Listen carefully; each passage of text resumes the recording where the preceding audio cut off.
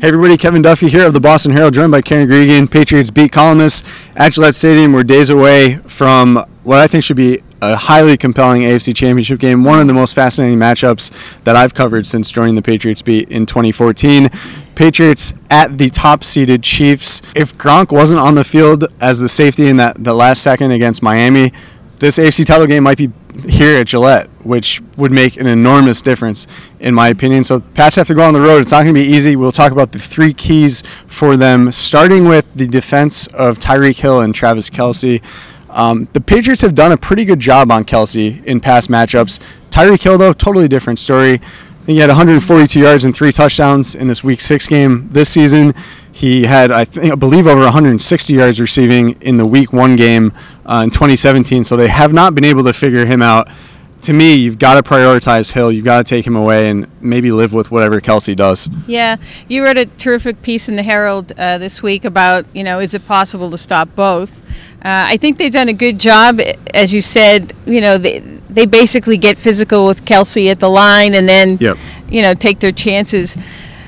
Originally, the first game with Hill, they did not have Stephon Gilmore on him. They had him on Sammy Watkins. I think they have to flip it this time around and basically have your best corner on Hill, maybe with a little safety help. I think they really have to make the switch this time around.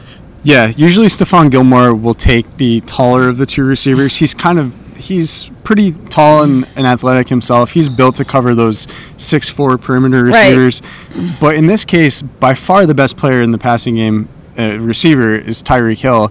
And Gilmore's an all-pro, so if you have an all-pro talent, they've got to be able to cover someone like that. The key for the Patriots is containing those big plays, not just with Hill, but with everyone. And it kind of extends beyond which cornerback you put on Tyreke Hill. There's a lot of elements that go into that. When I rewatched that Week 6 game, the Patriots got in a lot of trouble when they only rushed 3 players and they gave Mahomes time to kind of drift around behind the line of scrimmage and find guys, deep in the Patriot zone. So I think that they've got to find a way to generate some pressure on him, and they did that in the first half. They disguised some of their blitzes. On one play, a third down, they brought Devin McCourty and Duron Harmon on a blitz, and they got to Mahomes. He had to throw early, and it was incomplete for Kelce. So I think part of controlling the big plays for the Chiefs is what you do up front, not necessarily what you do in the back. Right. Well, big plays also, in that first game, they had Kareem Hunt. They don't have Kareem Hunt anymore. Damian Williams is basically now their running back.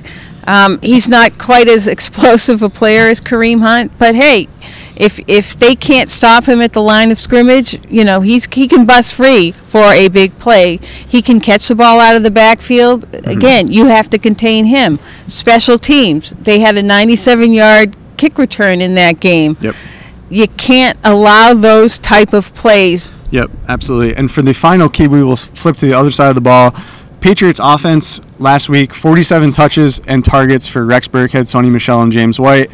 I think you can pretty much revisit that strategy. The Chiefs gave up the 3rd most yards from scrimmage to running backs. Only the Cardinals and Bengals allowed more. So Kansas City's got a really strong pass rush.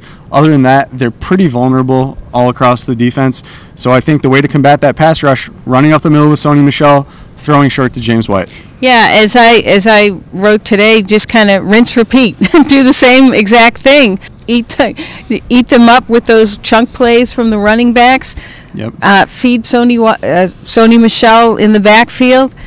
Do the exact same thing. Hey, if they defend it, they defend it. The worst case scenario for the Patriots would be if they somehow find themselves in 2nd and long and 3rd and long, and that takes away the ability to throw short to the running backs and to hand the ball off to Michel, because then you can have, as good as the Patriots O-line has been, you can have the Chiefs defense teeing off on Brady, and that's when things on the road this year have kind of spiraled out of control. So I wouldn't be surprised if very early in the game they go 21, they go with James Devlin and Sony Michel, they try to run, put themselves in 2nd and 5, and then you're kind of, if you get in 2nd and 5, 2nd and 4, you're working from ahead. There's a lot of options that you have at that point. Should we close with predictions? I think we should. We don't usually do predictions, but hey, it's the AFC title game. What do you got? Well, I am actually going with the Chiefs. Oh, you're such a hater. Motivation for the Pats. Go ahead, bet against us. Or as Meghan Ottolini suggested, they should have printed the "We Suck" T-shirts. Yes. Better. I think if they go to the Super Bowl, definitely if they win the Super Bowl, there will 1,000% be a "We Suck" T-shirt with the Patriots logo. No question. That's a perfect thing. Again, 3 points, 3-point game. What's the score? 27-24. You're killing me. We didn't talk about this before. That was going to be my score as well.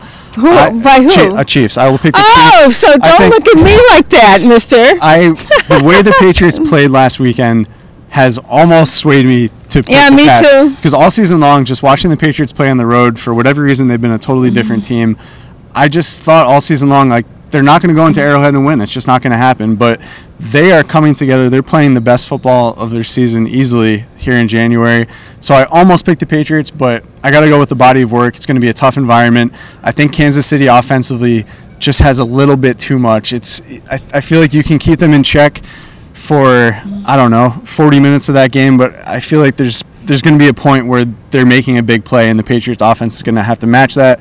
So I'm not going to have to change my score now. I'll go 30-24. 30-24 Chiefs. All right, Kevin. And you know what that means?